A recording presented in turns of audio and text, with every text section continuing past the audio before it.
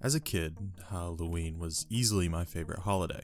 That may sound odd when you consider that, at least here in America, we have this fantastic holiday called Christmas, where you, assuming your family cooperates, get whatever you were pinning after for the entire year.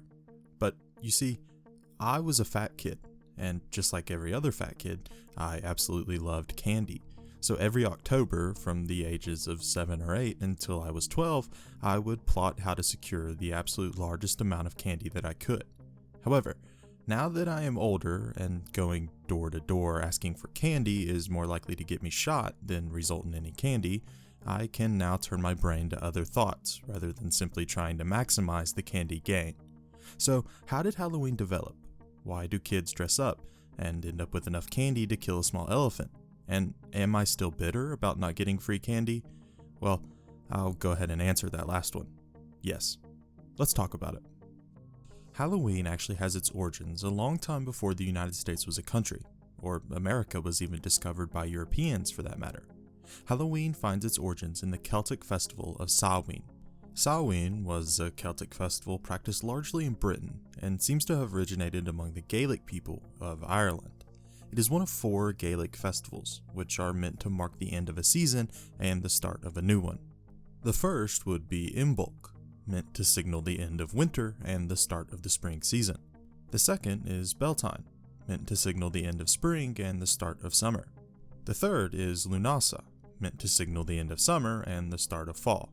This festival was also linked to the harvest season. And the last, or possibly the first depending on how you look at it, is Samhain, meant to signal the end of fall and the start of winter, or the darkest months of the year. Imbolc would begin on the 1st of February, Beltane on the 1st of May, Lunasa on the 1st of August, and Samhain on the 1st of November. These festivals serve to split the Celtic year into 4 quarters. Sadly, I can't really talk about the other 3 festivals in this video, but each is fascinating and has its own interesting traditions and history. So if you want a video on any of them, let me know down below in the comments. Now, it's hard to say when exactly these festivals came into being. We know that in our earliest extant Irish and Scottish literature, dated from about the 9th century AD, that these festivals were cornerstones of both the culture and religion of the native peoples, and had obviously already been present for many centuries. And we believe that their origins are likely much older than that, possibly even all the way back to Neolithic peoples in Ireland in about 4000 BCE. In whatever case, by the time that Christianity made its way to the British Isles, in about the 4th century AD, these festivals were widely practiced, and were an integral part of the local culture. In fact, they were so ingrained and important to the local populace that they would easily survive the contact between the Celts and the new Christian religion. Before we talk about the traditions of Samhain, I should note here that some of these practices differed depending on where they occurred, which group of peoples were the practitioners, and so on. So just keep in mind that while I am giving you the most popular, well-known, and widespread practices of Samhain, there are many different traditions and practices associated with the festival. One of the most important practices of Samhain were ritual bonfires. These bonfires, likely town and or clan-wide events, were meant to represent the restoring powers of the sun, and were meant to serve as a way of pushing back the destructive and decaying powers of winter.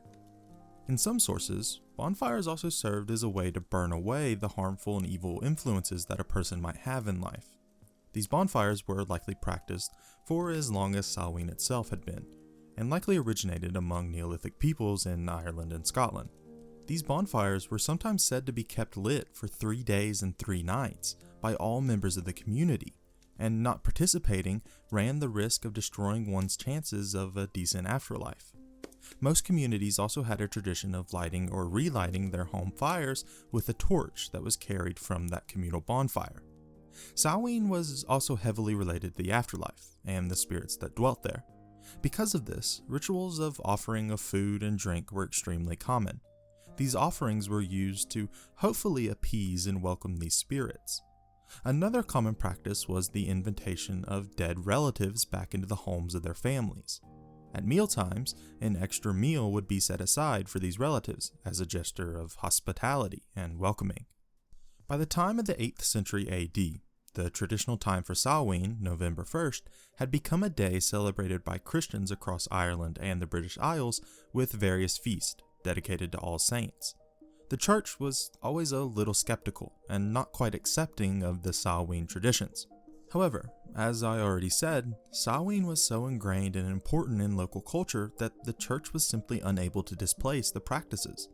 Because of this, the church instead tried to reframe the holiday and sort of tame the practices. This all boiled over into the teachings and beliefs of a man named Alcuin, who was born in Northumbria and had been a student and very influential clergyman at the church in York.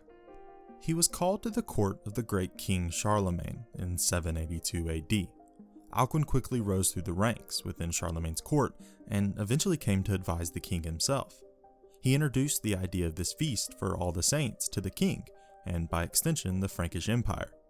This idea would eventually spread until in 835 the empire would adopt the day, and officially All Saints' Day would be declared for the 1st of November in the Frankish Empire. This would further spread throughout all of Europe, and slowly but surely a pattern would emerge that we would come to call All Hallowtide. All Hallowtide is a series of 3 days, October 31st, November 1st, and November 2nd. October 31st, officially called All Hallows' Eve, is the first day of the Triad, and we'll come back to that day in just a second. November 1st, officially All Saints' Day, is supposed to be the main event, and is the day whereby all Christians honor every saint of Christianity, both those unknown and known, with various feasts and prayer. Another common practice for this day that still exists in some portions of the world would be laying of flowers at the graves of loved ones. This day also has a particular focus on saints who do not have their own official day of feast and celebration in whichever Christian church. The last day, November 2nd, officially called All Souls' Day, is a day committed to honoring all faithful Christians. Again, a common practice on this day was visiting the graves of loved ones and attending a special mass. Now, I hear you saying, this doesn't really sound like Halloween. Where is the disconnect? Well, I left out a few traditions that we should focus in on. I should note here that while many of these events seem to be linked to Samhain, there is some debate on how much, if at all, Samhain truly influenced Halloween. However, the consensus is that many of the traditions and actions I am about to talk about draw at least some of their history on Samhain. Now, Samhain, and even the earlier Christian traditions of honoring saints, have always had a special link to the afterlife and the souls of the dead. In Samhain, it was said that this time was the time that the wall, or the barrier between the afterlife and the physical world, was the weakest. Because of this, many of the Gaelic peoples believed that these spirits, called Ishi, who were now able to influence the physical world, needed to be appeased, or at least protected from. This appeasement came in several forms, such as the already mentioned bonfires, sacrifices, and other rituals. Another very important aspect of this day was disguising oneself, called guising. The disguise was supposed to protect you from any spirit who happened to have a grudge against you, or just decided to make you a victim. This practice slowly evolved to include people dressing in costumes and going from house to house singing songs or reciting some sort of prayer in exchange for food. This exchange was thought to provide the person giving the food with some level of protection, as it symbolized an offering to the spirit that the other person was dressed as. Hopefully you can start to see how this is a little bit familiar. This practice further evolved over time to include some young men dressing as various spirits and going door to door threatening to do mischief if they were not welcomed. In fact, this practice of mischief making or playing pranks seems to have been a fairly widespread practice in the Scottish Highlands. These practices seem to have developed across the 16th and 17th century, but certainly by the 18th century, these practices were widespread across Britain, and similar practices had begun to spread across Europe. The practice of souling also had some influence on this holiday.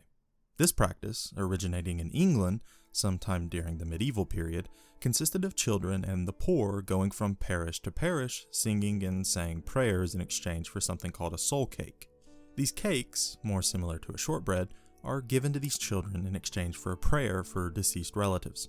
Of course, it was around this point that America had begun to be colonized.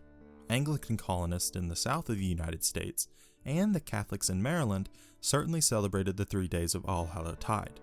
But it wasn't until the mass migration of Irish and Scottish peoples in the 19th century that Halloween began to pick up steam as the main day of celebration. These immigrants brought the traditions of souling and guising to their local communities. And at first, these practices stayed constrained to these small communities. However, slowly they began to spread to other parts of America, and were slowly adopted by most people in the United States. And slowly but surely, American culture began to influence and change these traditions. If there is one thing that Americans are good at, it is forcing their own culture onto other things. This even has a name, Americanization. It's an extremely common phenomenon all across American history. Halloween, or All Hallows Eve, was no different. It was really in the 1930s that this kind of American Halloween began to spread and take on its modern form. Guising was adopted and became the modern-day practice of dressing up into some sort of costume. This practice slowly changed from dressing up as spirits to dressing up as basically whatever you wanted to. Ghost and afterlife-related costumes were still popular in the 1930s, but so were farmers or soldiers. And of course, in the modern day, we see many more Spider-Mans than ghosts.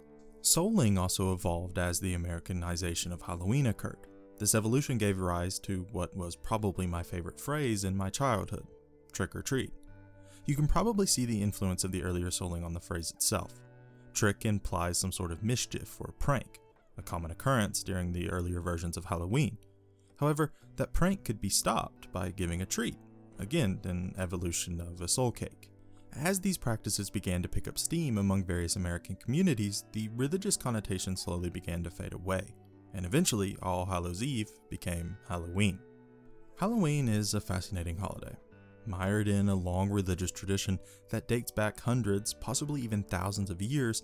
The holiday is a conglomeration of multiple religious and cultural traditions. From dressing up to receiving food, these practices have steadily evolved over the many centuries into what we would recognize as Halloween. And I, for one, will give at least a thought, and maybe even a small offering today, to the souls of the departed Celts who laid the foundations for my favorite childhood holiday. Thank you for watching. I hope you enjoyed it, and I hope you learned something. This is something a little different, but I hope you enjoyed it. I figured what better time for a different video on Halloween than October 31st. If you have any comments or questions on the video, or believe I've made a mistake, please comment down below, and please like and subscribe if you enjoyed. It really helps the channel out. Peace.